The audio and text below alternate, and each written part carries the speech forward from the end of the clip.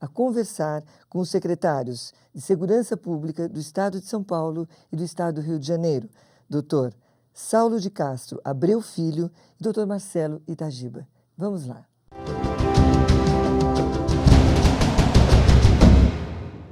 Novamente com os secretários de Segurança Pública do Rio de Janeiro e do Estado de São Paulo, vamos dar início ao nosso primeiro bloco na noite de hoje.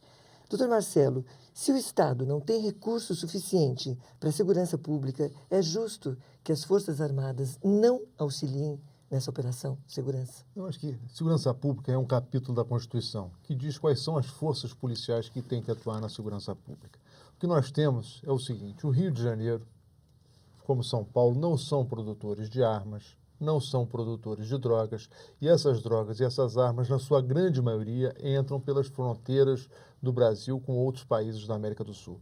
Então, existe um papel muito importante que as Forças Armadas podem fazer junto com os outros órgãos do governo federal de patrulhamento das nossas fronteiras para que essas drogas e armas não entrem no território nacional. Então, esse é um papel específico. A outra coisa que eu acho que é muito importante frisar é que Forças Armadas não precisam de nenhuma ordem especial, um decreto presidencial, para fazer o seu trabalho. Porque toda vez que uma arma é desviada de um quartel, ou toda vez que uma arma de calibre proibido é utilizada, é atribuição das Forças Armadas cuidar disso. Então, ela pode instaurar um inquérito policial militar, pode pedir ao juiz auditor mandados de busca e apreensão, mandados de interceptação telefônica e pode fazer o seu papel de polícia no que diz respeito ao seu armamento e aos armamentos que estão sob o controle das Forças Armadas. Então, acho que elas têm sim um papel a desempenhar e eu acredito que segurança pública é uma corresponsabilidade de todos. E o governo federal tem que assumir a sua parte, se integrar com os estados para que a gente possa cada vez mais fazer um trabalho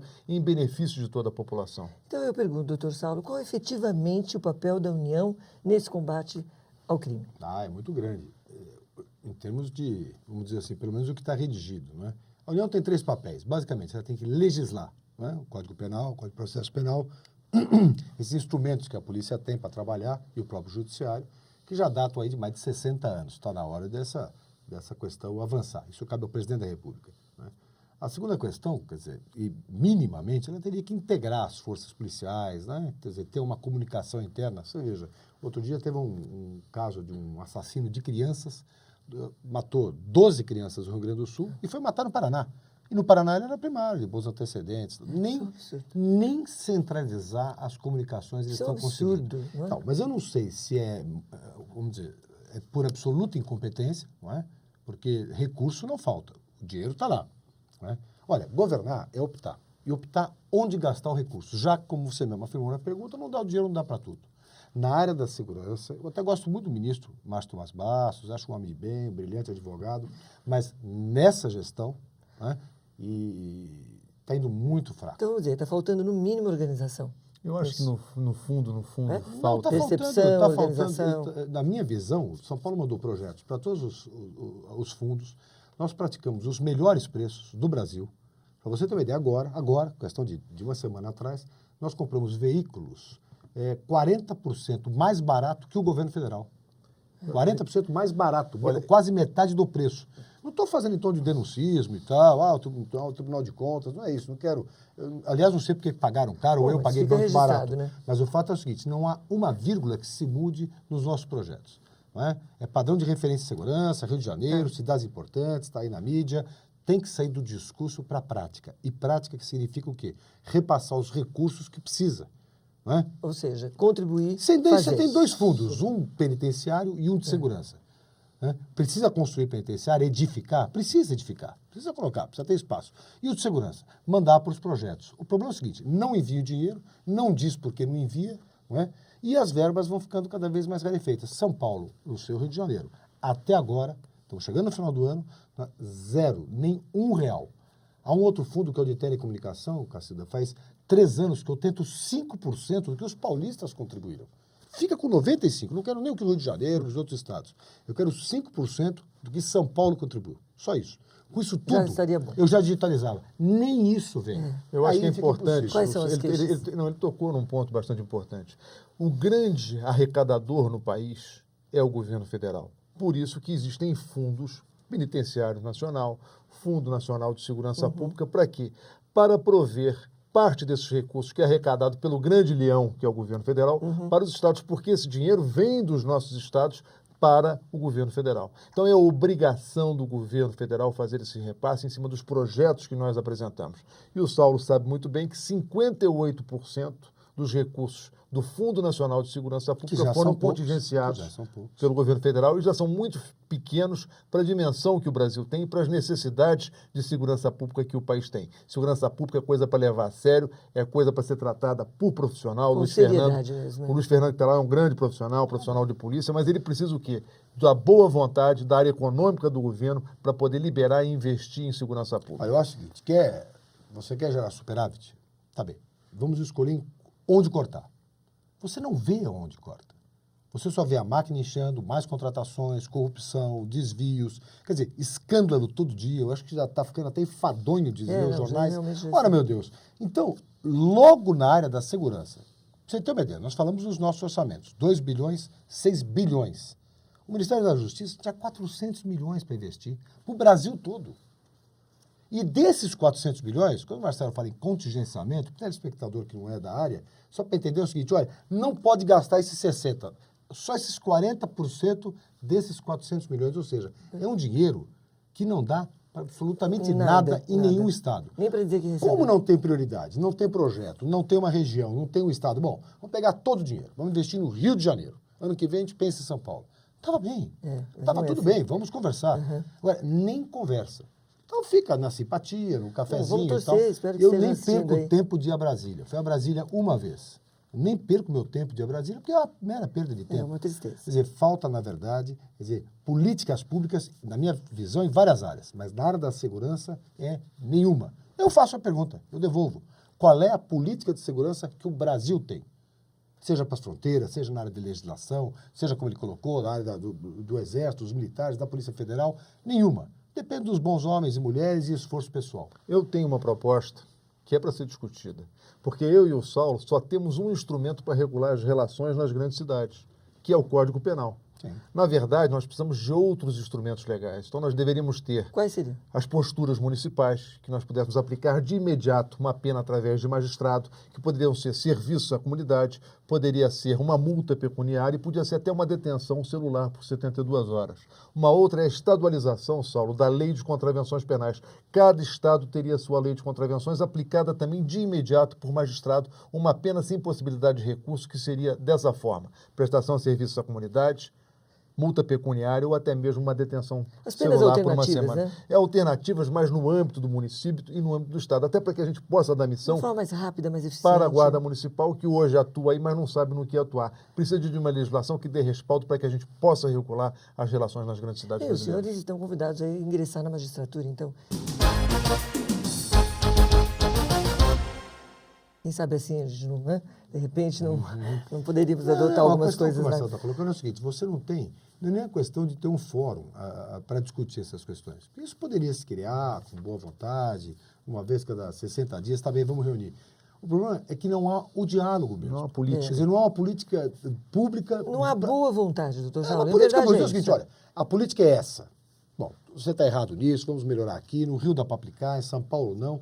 Nós temos, você veja, essa questão dos presos em São Paulo, eu faço 7.500 escoltas, atos de escoltar o preso para levar para a audiência, por semana, dinheiro público sendo gasto.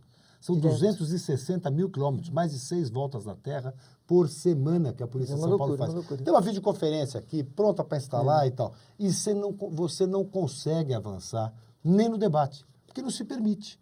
Então, eu acho que, quer dizer, para um partido que tinha, pelo menos, uma postura de democracia, de debate, até de muito embate quando estava na oposição, na medida que assumiu o poder, eu só tenho a lamentar, quer dizer, porque nós, na realidade, não temos hoje o diálogo necessário. Ele colocou o secretário nacional, o doutor Luiz Fernando, muito simpático, sempre nos atende com atenção, mas está absolutamente Você tem um engessado. mas, né? Engessado pela área econômica. Doutor Marcelo, infelizmente tem um mas, né?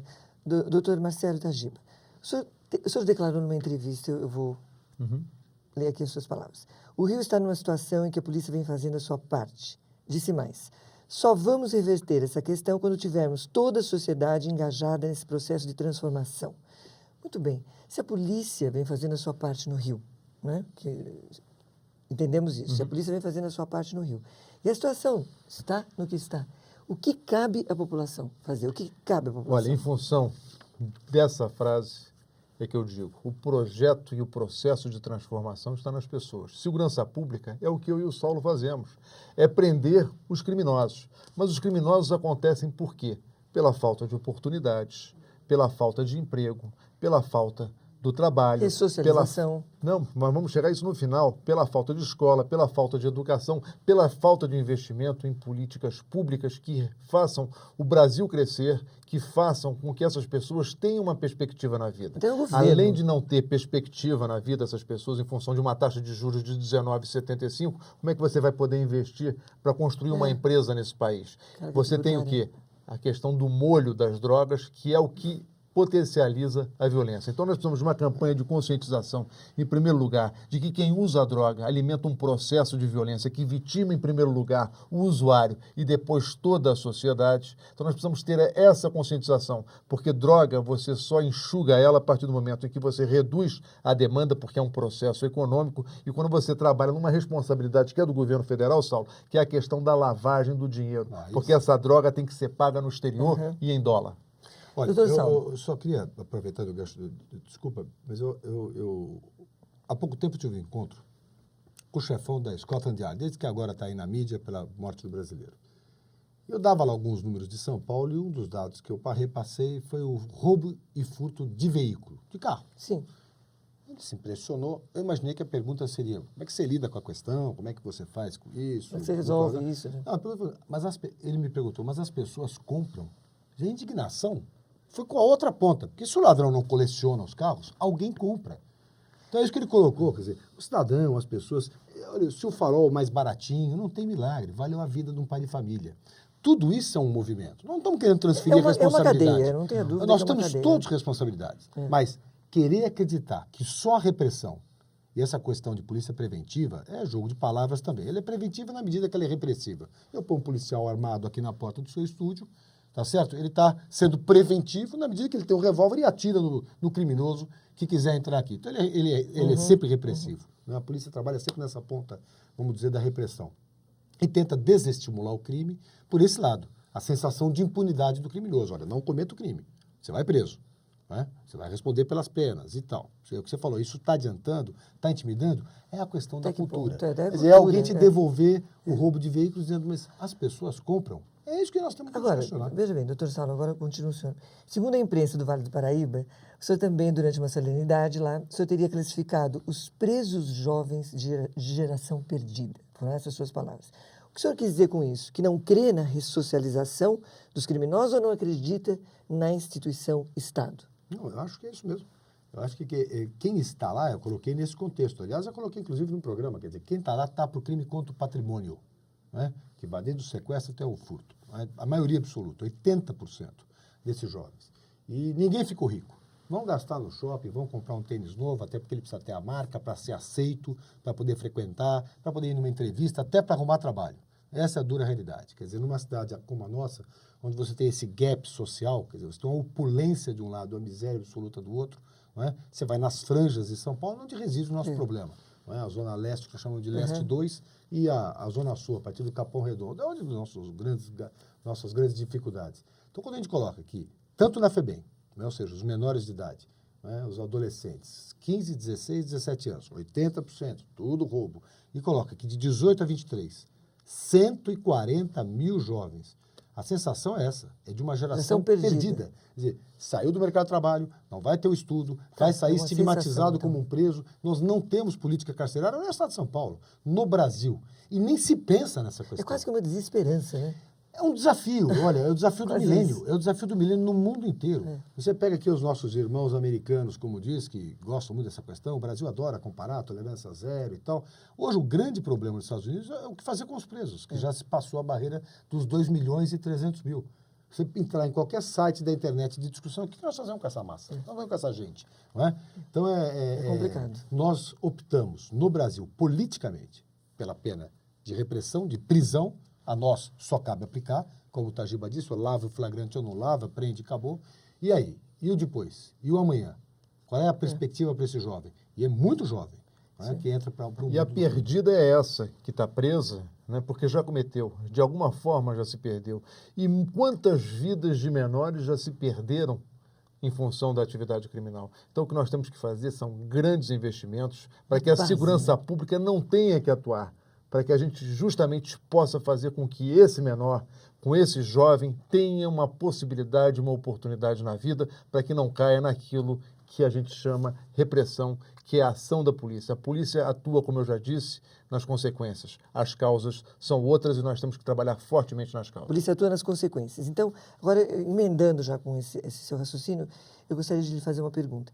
Com relação, a senhora classificou também numa entrevista como heroína Dona Vitória, aquela Isso. senhora aposentada que acabou filmando todos os criminosos da janela. Eu te faço uma pergunta, não foi um tanto assim imprudente a divulgação daquele fato? Porque será que já não bastaria todos os dados que a polícia já tinha coletado? A gente enfim, precisa conhecer. precisaria? Eu acho que é importante a tua pergunta, que a gente precisa conhecer a história, como é que ela se Então, iniciou. por favor. Essa senhora se indignou ao ver o tráfico de drogas na porta da sua casa e começou a fazer uma série de filmagens dos traficantes vendendo droga fortemente armados. Ela levou um veículo de comunicação e eu acho que isso é um case espetacular para ser discutido. O veículo poderia única e exclusivamente ter feito a denúncia do fato e a autoridade pública correr atrás. Mas o veículo nos procurou e a partir daquela fita nós fizemos uma investigação com dados de inteligência que possibilitaram o quê? A polícia buscar quem eram aquelas pessoas, fazer o monitoramento do telefone daquelas pessoas e fazer uma ação policial que prendeu não só os bandidos em flagrante delito, como com mandado de prisão, mas também policiais envolvidos com aquela atividade criminosa. Então, eu acho que eu digo, se a gente cuidar da nossa rua, do nosso bairro, nós vamos ter uma cidade melhor, um estado melhor e um Brasil melhor. Cabe a cada um de nós fazer a nossa parte. A nossa parte nós estamos fazendo, o que a gente quer e o que a gente deseja é ter a população apoiando as boas ações da polícia para que a gente possa modificar e criar para nossos filhos, para os nossos netos, um Brasil melhor. Com mais perspectiva. Doutor Saulo, nós temos no Brasil a lei que dá prisão àqueles que dirigem bêbados. E o índice de mortalidade em decorrência do álcool não é baixo, não. Por que não é aplicada essa lei? A gente não vê ninguém preso e olha dirigindo bêbado. Até que há bastante nas ocorrências em que a embriaguez está envolvida. A imprudência é muito maior em termos de velocidade, assim, vamos dizer, de velocidade no veículo, sim, é maior, mas tal, não é baixa. do que a questão da embriaguez é maior, em si. É maior. Né? Aplica-se. O problema é que as pessoas, é o que você falou, a sensação das pessoas. A segurança pública é um negócio tão, vamos dizer, mexe tanto com a alma humana, né, que uma coisa é o dado. Olha, baixou os homicídios, terceiro ano consecutivo, menos de 3 mil pessoas deixaram de morrer, reduziu o sequestro e tal. Você fala, mas eu tenho medo. Eu saio na rua, eu tenho medo. Eu, meus filhos, sim, penso neles, estou aqui gravando com o senhor, já estou preocupada com o horário e tal. Pá. Isso é uma sensação. Quer dizer, essa sensação é muito difícil de lidar. Né? Muito difícil. Até porque, primeiro que você não tem espaço para você começar a debater, pelo menos com seriedade, com serenidade. É sempre pautado pelo fato do dia. Né? Qual é o fato do dia de hoje? Qual será o de amanhã? Né? E os jornais, enfim, até televisão, horários, disputando Ibope, jornais escritos, quer dizer, a segurança acabou ocupando um espaço tão grande e sempre pautando o quê? Os estados. Nós temos que cuidar desde da briga de vizinho, do marido que briga com a mulher, de discussão familiar, do trânsito, da colisão, do tráfico, tudo. Tudo são os estados. No Brasil, é uma federação, né? É uma república, mas na área da segurança, muito ao contrário.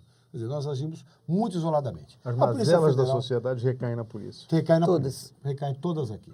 Agora, cabe ao judiciário a aplicação da pena, não é? E efetivamente, afora, quando você consegue comprovar a questão do racha ou do dolo eventual, quer dizer, enfim, de uma situação onde o crime, aí sim, recebe uma gradação pior, ou melhor, mais firme da lei, no mais, há uma fragilidade, a sensação...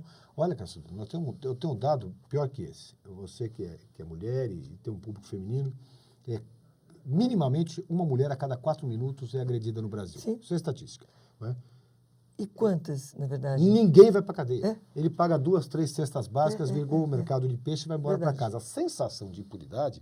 O réu vai embora antes da vítima, porque a vítima vai ficar cenando, indo do laudo, vendo o médico e tal. Ele vai embora para a Não, rua e fora fora. aquelas que não dão continuidade porque tem medo por Bom, N aí nem se razões, fala. que são aquelas que Aí- sofrem violência. Não, no Essa próprio questão do ambiente embriaguez doméstico. tem uma coisa que é muito interessante nessa aula, que a pessoa não pode se autoincriminar. Até o uso do bafômetro é questionado. Quer dizer, se o policial tiver com bafômetro Olha para que aplicar no indivíduo que está dirigindo o carro, vai dar uma celeuma jurídica, porque, em tese, segundo a nossa Constituição, ninguém pode se autoincriminar. Então, Por você não favor, pode aplicar o repita teste. isso olhando para o telespectador, que isso é importante. Eu acho que é não uma questão muito interessante. O indivíduo pratica Isso é um todo absurdo, o ato doutor. ilegal que leva a risco a sua própria vida e principalmente a vida de terceiros, e a gente não pode aplicar os equipamentos necessários para comprovar que aquele indivíduo estava embriagado, que são os bafômetros, porque amanhã será anulado na justiça em função daquele princípio constitucional da não autoincriminação. Doutor Saulo, por favor, repita isso olhando para a câmera, porque isso é muito importante que os legisladores ouçam.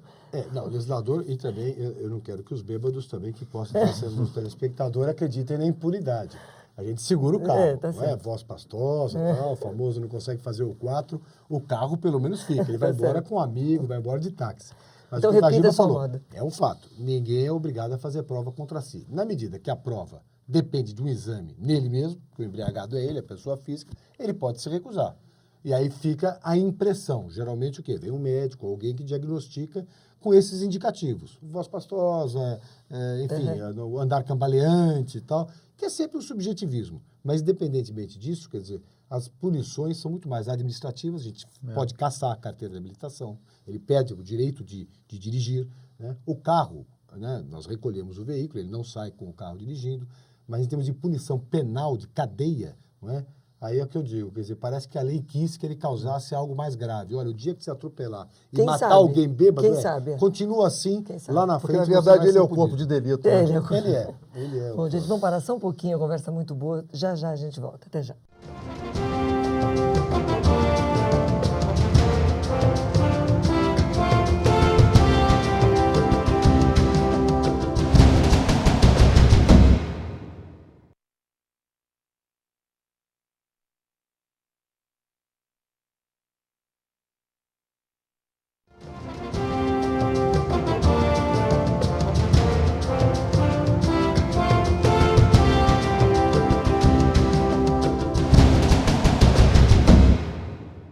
Bom, de volta aqui, eu já estou assim no sufoco, porque os secretários gostam de falar e falam muito bem, só que está uma dificuldade para conseguir impor o tempo aqui, mas, não é mesmo, secretários? Mas vamos lá, as nossas duas últimas perguntas. Doutor Saulo, o senhor toparia, de bate-pronto, assim, fazer um debate aqui no contraponto com o Hélio Bicudo? Nós sabemos, a população sabe que houve um contraponto e um contratempo entre o senhor e ele na questão do episódio Castelinho. Sem entrar na Não, questão. perfeito. Não, eu não só está aceito o convite. E por que até então o senhor não debateu com ele? Não, está aceito o convite, tema e também o opositor de opiniões. Não tem problema nenhum de debate de opiniões e não é só com o Hélio Bicudo em si. Eu não sei por quê. Quer dizer, apesar de eu ter solicitado por várias vezes, isso nunca aconteceu. Quer dizer, sempre foi um debate colocado de uma forma, vamos dizer assim, individual. Ouvia-se um de um lado, ouvia-se de outro, se escolhia as palavras, não é? Mas eu estou disposto desde então, aliás, não só sobre o caso Castelinho, sobre qualquer coisa nos 3 anos e meio de gestão que eu estou à frente da segurança pública. Respondo por qualquer ato, inclusive pelos erros, porque eu não tenho compromisso com eles. Eu não Tá tenho ótimo. compromisso nenhum com o erro. Se tiver que é errado, a gente muda na hora. Agora, com relação Refaçamos. especificamente ao caso, está combinado. O dia que você quiser, é só convidar, nós vamos estar aqui. Muito bem. Doutor Hélio Bicudo, se o senhor estiver nos assistindo, o senhor já está convocado a vir uma noite aqui participar de um debate com o doutor Saulo. Doutor Marcelo, agora a última para o senhor. Nós notamos que os jovens, quando começam a trabalhar na Secretaria de Segurança Pública, eles se modificam um pouco, eles ficam mais endurecidos, mais valentes, mais machos, entre aspas, vamos dizer assim. Falam assim um pouco, com um cigarro na boca, enfim.